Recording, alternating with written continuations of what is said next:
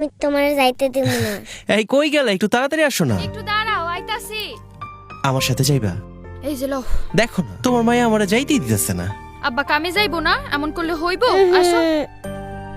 আমি যাই আম্মু। হ্যাঁ, মায়ারে দেখা রেখো।